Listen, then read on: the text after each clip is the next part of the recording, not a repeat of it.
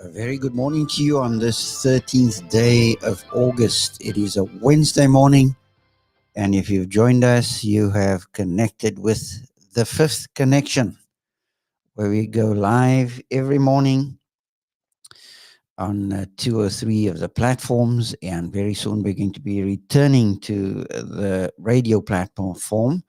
But for now, you will notice that each time when we commence our session, that I have flashed up a disclaimer, a disclaimer / warning, where we say that fifth factor does not align itself or makes every effort not to align itself with any ism, be it outside or inside the confines of the assembly, that tries to map its opponents to labels. For this channel carries the name Fifth Connection. It goes where few have gone before, to the frontiers of third millennium life. It is not an assortment of hors d'oeuvres, but rather meat from the word, that is, serpentine wisdom gleaned through an edification for transformation, dispositional knowing process. The ideologically possessed may find these truths offensive, since their focus rather is on holding semantically disambiguated statements of belief. You may respond to these ideas in an aggressive manner and inhibit your own maturity. If so, this channel is not for you. Cognitive discretion is advised. Fifth Connection exists to create and sustain wisdom-based learning environments in the context of communities. And so we flash that up very regularly on our channel because we understand that different ones of us are at different levels of maturity. Some fly at 350,000 feet above sea level. Others fly at sea level and everything else in between. So we want to honor that, because you can only see what your level of transformation affords you sight. You can only see what your level of transformation affords you to see. You can't see beyond that until you and I transform. And then we will see. And it's the same for transformation in the Christian life. There's some truths you will not be able to get your head around, because if you are stage 1 or first tier consciousness level, you cannot see second tier consciousness level truths or insights. It's the movement from milk to meat. When you're on a milk diet, your capacity for solids are very low, 0 to nothing. But as you mature, you're able to take in solid food. So don't get too discouraged when you are hearing things on this channel that you would just say, where in the world is Terry Martin flying? Is he scraping the Milky Way? And is the stardust that he's scraping falling on you? Well, understand again, we are to feed the sheep, right? But we've got lambs in there as well. We put some food on the top shelf because of maturity levels, and then we have some fruits and foods on the bottom shelf. What has proverbially been called low-hanging fruit. That is not a pejorative term. It just works with an understanding that we all are at different levels of maturity, and we are to respect that in each other. Because it's not just about sharing accurate truth with precision and accuracy, but it's also a sharing about sharing appropriate truth for the situation that fits the maturity level. On this channel, I would say we fly a bit higher. And that's why some of the things you will not cognitively be able to grab. That's why I give my disclaimer. Cognitive discretion is advised. And so we're going to fly back over some territory this morning, going a little deeper in Ephesians chapter 2, verse number 8. Because if there's ever a debated verse of scripture when it comes to the grammar and the syntax, the sentence structure of this verse line in the story, it's 2 verse 8. Those of you who have access to GGBB, GGBB stands for Greek Grammar Beyond the Basics. It's a work by Dan Wallace, and Dan has spent many, many, many decades. He's doing some phenomenal work, being a prof at DTS for many years now.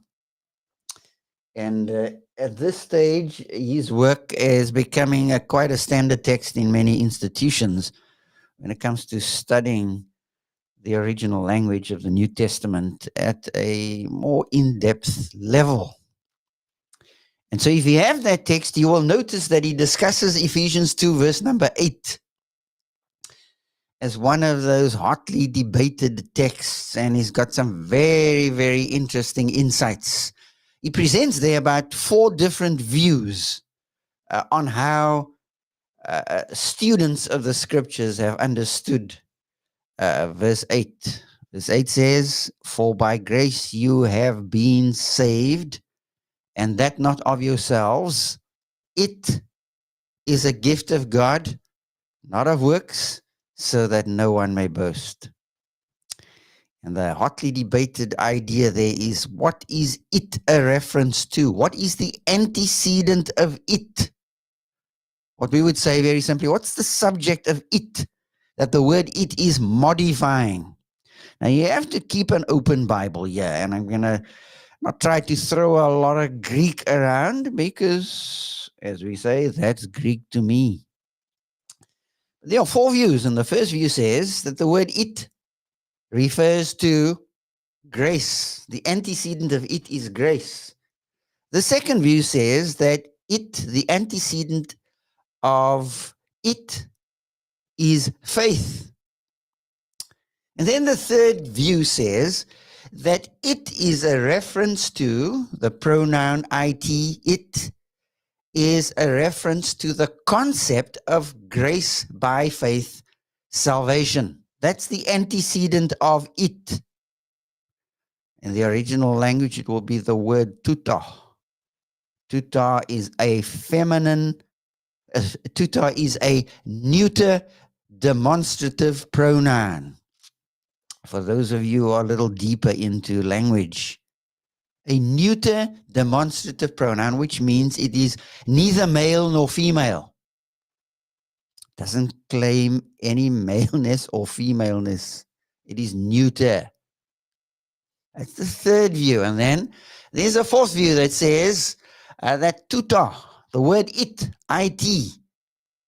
has an adverbial force. In other words, it says that this word has no antecedent, no subject that it is modifying, no noun that it is modifying, which is of the same gender, because it is neuter, and neuter pronouns modify neuter nouns, right? So without going into much greater detail here, I want to suggest to you a much simpler view from the context. I say, Terry Martin, you're flying at 500,000 feet. Well, very often the simplest reading is the reading to go with. If you know anything about TC, which is textual criticism,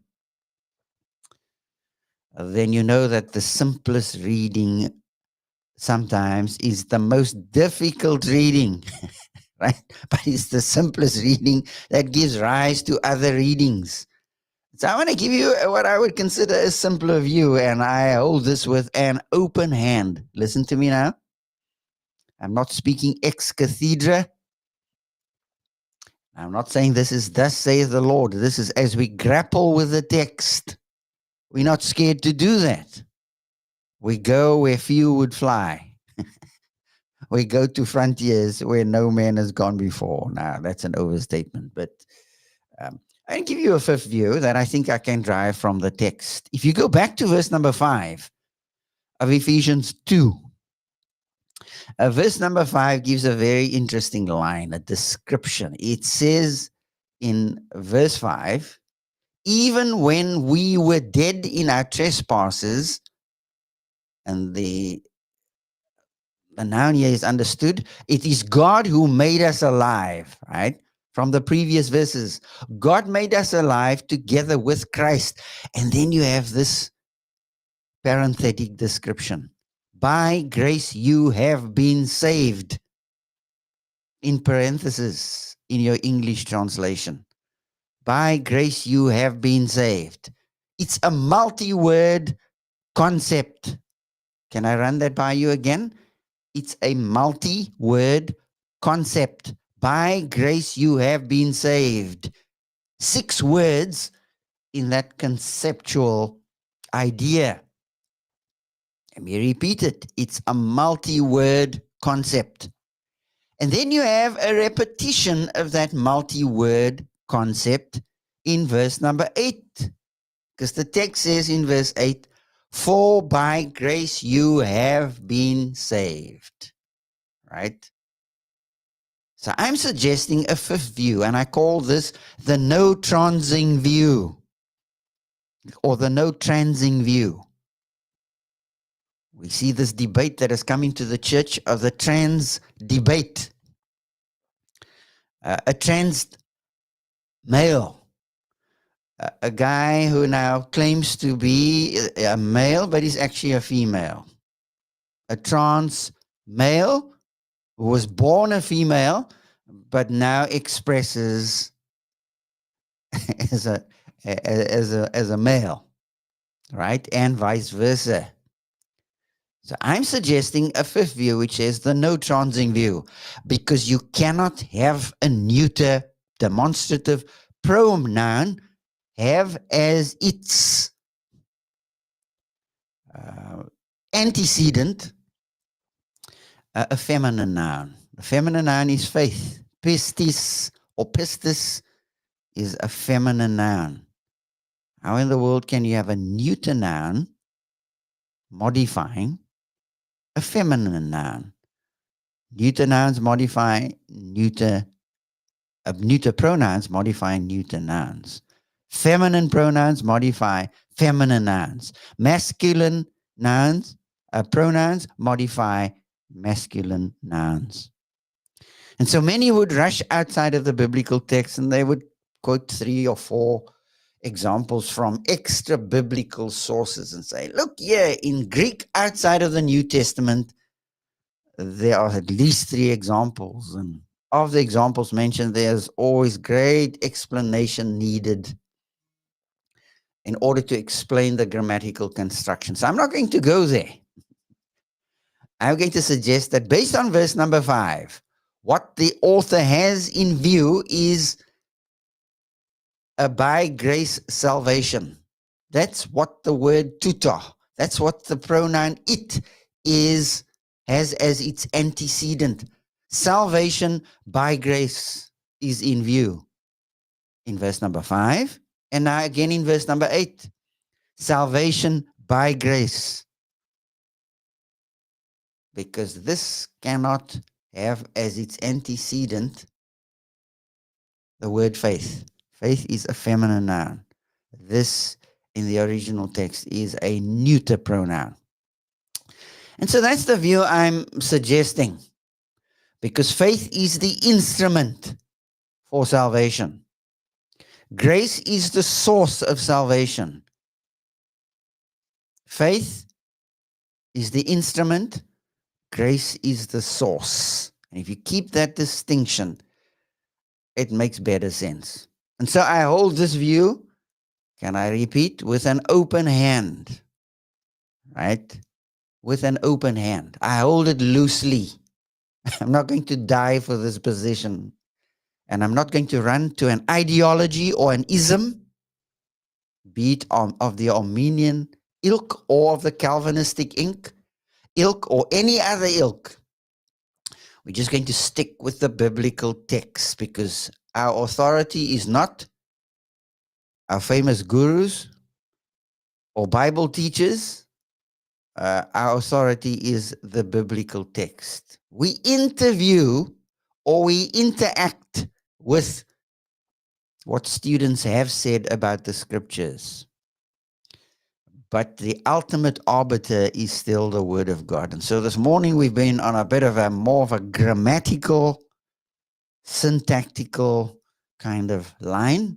But I thought it important just to spend a bit of time here, just to show that we don't fly over and make as if these hard texts don't exist. Because many have into verse 8 this argument about faith is a gift, and the text is not addressing that issue. It's addressing a by grace salvation.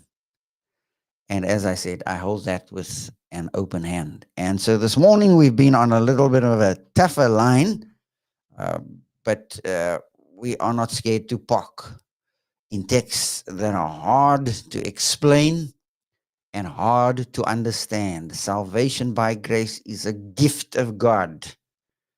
And the only condition that God calls us to meet is faith. Trust Him. Only trust Him. Only trust Him. Only trust Him now. He will save you. He will save you. He will save you now. And so I trust that as we've spent a little time in this text, that again your heart has been encouraged. That God has made a way. God condescended. He descended to us. He became a man in the person of His Son, Jesus Christ. It's not about man trying to climb towards God, up a ladder to reach heaven. It's about heaven coming down to earth. Heaven came down and glory filled my soul, says the hymn writer. So that's where we're going to end this morning's episode. I trust that you would have a good day as you continue to walk with the Lord. May God bless you in your efforts for Him. And so have a good day. Goodbye for now.